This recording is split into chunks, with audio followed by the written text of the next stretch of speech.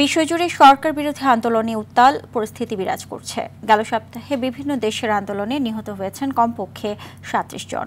এরই মধ্যে সরকার ভেঙে দিয়েছে মাদাগাস্কার। এছাড়া উত্তর আফ্রিকার দেশ মরক্কো, পাকিস্তানের কাশ্মীর ও ভারতের কেন্দ্রশাসিত লাদাখেও চলছে বিক্ষোভ। বিস্তারিত আরাফাত ইয়াসারের রিপোর্টে।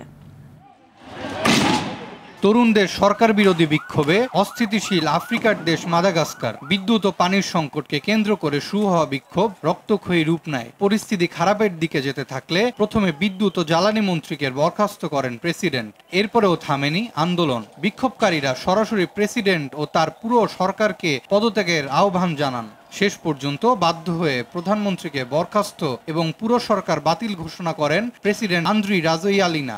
জাতিসংঘের হিসেবে গেল সপ্তাহের বিক্ষোভ ও সহিংসতার ঘটনায় নিহত হন অন্তত ২২ জন।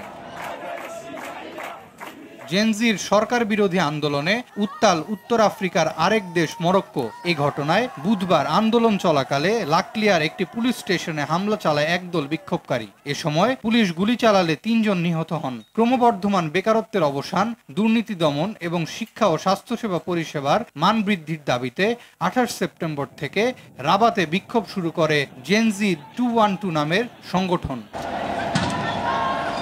রাজনৈতিক ও প্রশাসনিক শ্রেণীর অব্যবস্থাপনার অভিযোগ তুলে পাকিস্তানের কাশ্মীরে আন্দোলন করছে বিক্ষোভকারীরা। এরই মধ্যে বৃহস্পতিবার পর্যন্ত সহিংসতায় নিহত হয়েছেন ৮ জন। নিহতদের মধ্যে ৩ জন পুলিশ ও ৫ জন বেসামরিক নাগরিক রয়েছেন। মুজাফফরবাদ ও আশেপাশের শহর থেকে হাজার হাজার মানুষ রাস্তায় নামলে এই সংঘর্ষ শুরু হয়। ভারতের কেন্দ্রশাসিত অঞ্চল লাদাখকে পূর্ণ রাজ্যের মর্যাদা দেওয়ার দাবিতেও আন্দোলন চলমান রয়েছে। বুধবার আন্দোলন চলাকালীন পুলিশের সঙ্গে বিক্ষোভকারীদের সংঘর্ষে অন্তত ৪ জন নিহত হয়। আহত হয় আরও অন্তত ৮০ জন। পরে আন্দোলনে অংশ নেওয়া মানবাধিকার ও পরিবেশ কর্মী সোনাম ওয়াংচুকে গ্রেফতার করেছে পুলিশ। এ নিয়ে এরই মধ্যে মিস্টার ওয়াংচুকের স্ত্রী দেশটির সুপ্রিম কোর্টের দ্বারস্থ হয়েছেন। আরাফাত ইয়াসার, RTV।